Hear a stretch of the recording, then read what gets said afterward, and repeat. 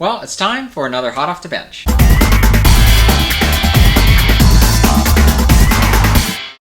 Well, hey guys, and welcome back to another Hot Off the Bench. This is October of 2022, ready to get started here with our slideshow. Following that, I'm going to talk about Cozmic Scale Models, and then rather than doing a model tip this month, I'm going to show you more models from a show I attended last weekend called OrangeCon. All right, let's go ahead and get started.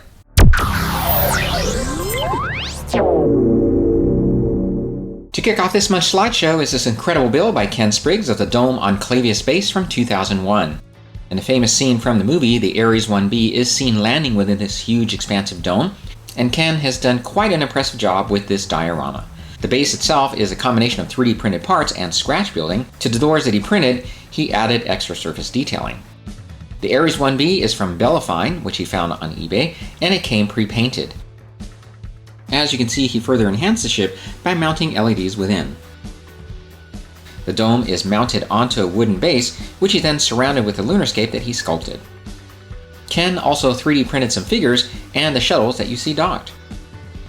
The final size of the display turned out to be 22 inches wide by 16 inches high.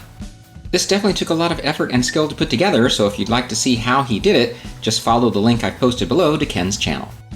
Quite an amazing piece there, Ken. You've really outdone yourself with this one. Thanks for sharing. And continuing in the 2001 universe, we have these builds from Tony and Al. Here, they're sharing the collection of 2001 builds and displays, which they say have been inspired by none other than Ken Spriggs. First, we have a look at the Orion, which was painted with matte white after being primed.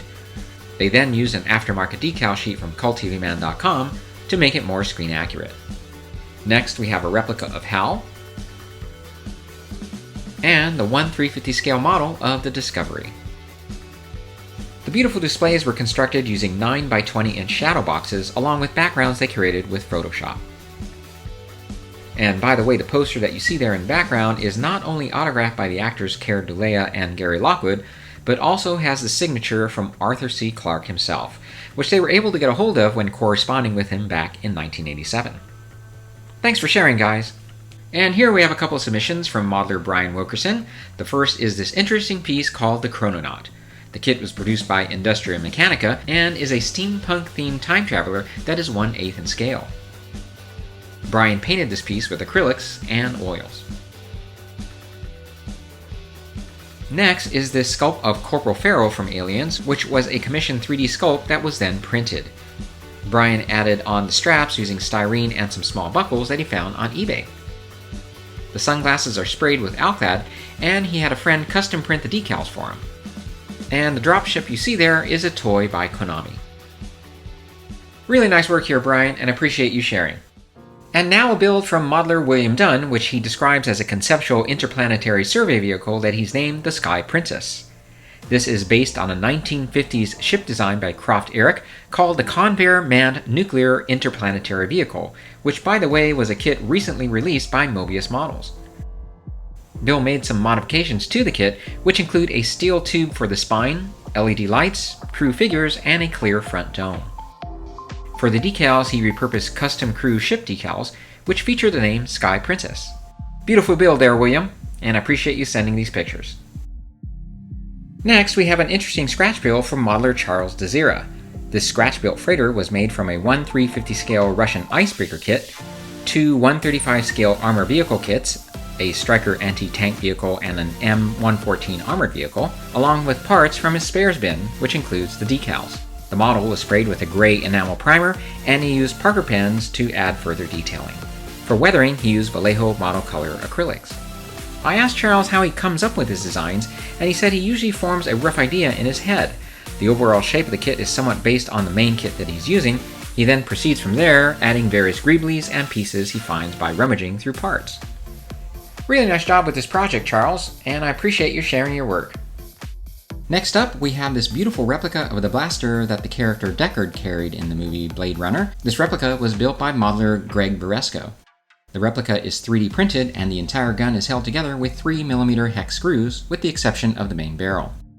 Greg outfitted the blaster with LEDs from Evan Designs, which is all powered by a 9-volt wall adapter. But he ended up using a converter to dial down the voltage to 3 volts.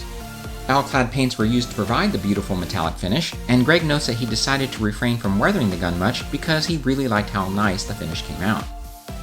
As for the spinner flying card that he includes in this display, he notes that he couldn't find a version that he liked, so he ended up cannibalizing a hallmark ornament with his rotary tool, and then he added 6 lights and some weathering on the bottom of the vehicle for realism. Those lights are 2 strobing Pico white lights, 2 red and 2 blue flashing Pico LEDs, all on that 9-volt power source. The LEDs used here are from Evan Designs, and he's also connected the dual blinker board from HobbyLink International. Outstanding job with this, Greg. Thank you for sharing. And next up is a figure modeler from Kenny Conklin who's gotten into 3D printing. This is a really nice sculpt of the animated version of Batgirl. The figure was painted using colors from Tamiya, Scale 75, MIG Ammo, and Vallejo, and it was the first time he's done this cartoon style.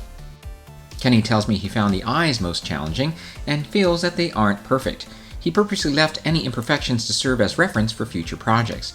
He feels it would be the best way of reminding him of the things he needs to improve. Kenny goes on to say, "Don't be afraid to make mistakes. The hobby isn't perfect, and neither are we." Wise words, Kenny. Personally, I think it turned out fantastic. Thanks for sharing your work. By the way, Kenny provided links to the STL files, which can be found on CG Trader, along with a link to a video showing how he painted this project. The links are listed below. Thanks again, Kenny. And to end our slideshow this month is this incredible build by modeler Michael Lawler. Here, he has duplicated the scene from Star Trek Motion Picture of the Klingon ship getting attacked by V'ger. The energy field was made from wire of various gauges. The thicker, stiffer wire is fixed into holes drilled around a 1/350 scale model, and the thinner wire is bent at random points to create the lighting effect. He first painted the wire with Tamiya white and then applied a clear coating of UV ink. Michael notes that he actually had to do this in the dark so that he could see where the ink was going. After it had dried, he wrapped all of the wires around the model, trying to recreate the effect that was seen on the screen. And here you can see the UV lamps that he uses to illuminate the model in the dark. Thanks for allowing me to share this very creative build, Michael. Well, another round of amazing models. I hope you enjoyed that. The Klingon ship, by the way, is one that I came across on Facebook. As I mentioned in the past, I periodically browse through Facebook and come across some of the most interesting builds. I thought that was really cool, and I'm happy Michael allowed me to share that with you. Well, if you'd like to see one of your models here on a slideshow, just email 5 to 6 good resolution pictures along with a brief description to ismslideshow@gmail.com. That's ismslideshow@gmail.com.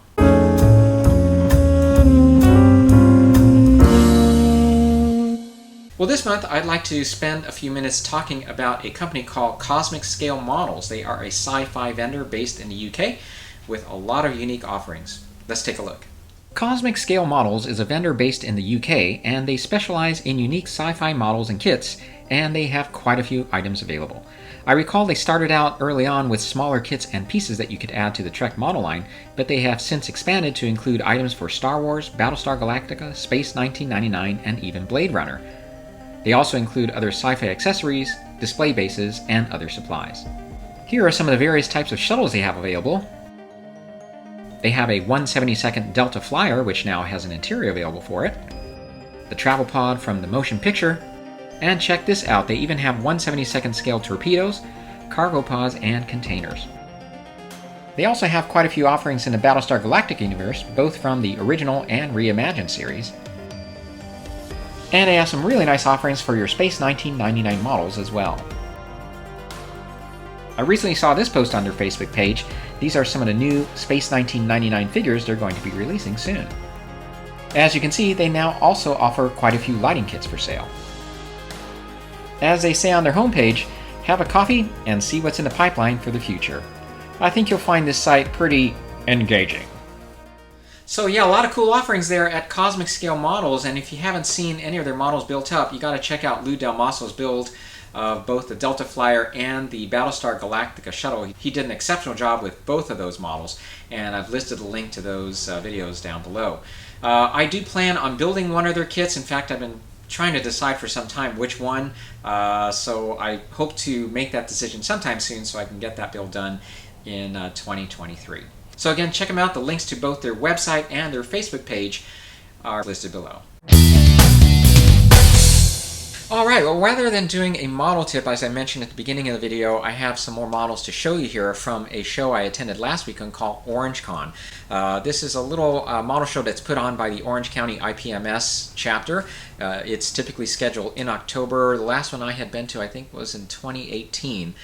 They did put it back on last year. I just didn't get a chance to attend, but I did have the opportunity to go up this time, and I was happy to see that there are a lot of models that were on display there, a lot of cool things to look at, and but unfortunately some of the categories were empty, so not quite as many models as I had seen in previous shows, but I know things are still coming back here.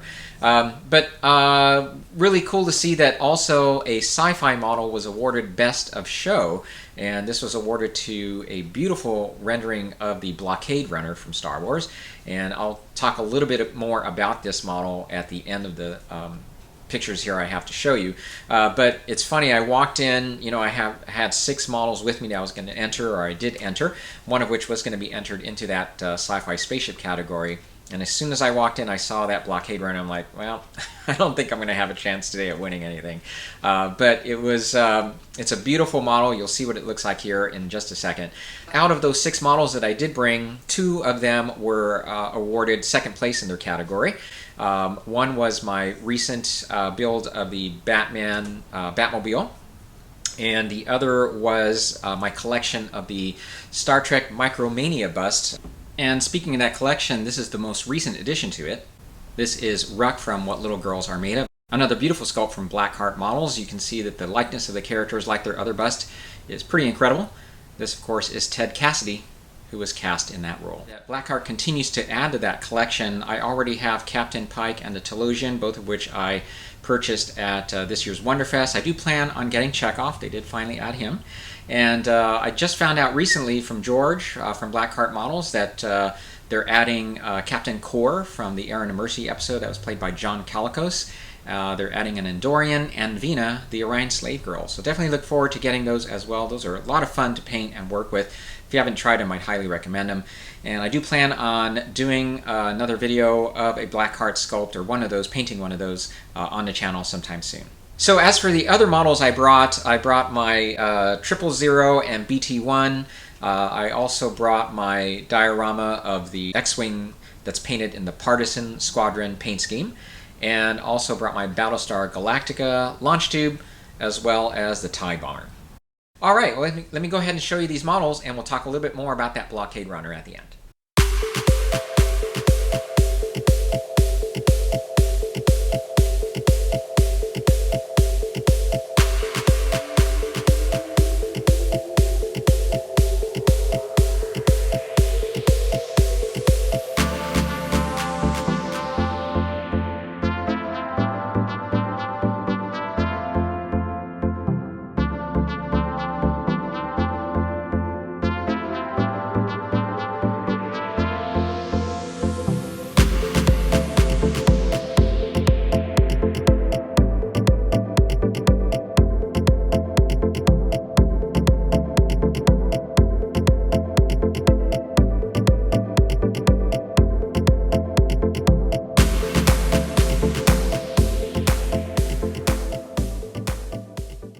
So a lot of beautiful models there. As you can imagine, there were also a lot of military models. I did not post any of those here in that slideshow. I wanted to confine the slides to the sci-fi portion of the show.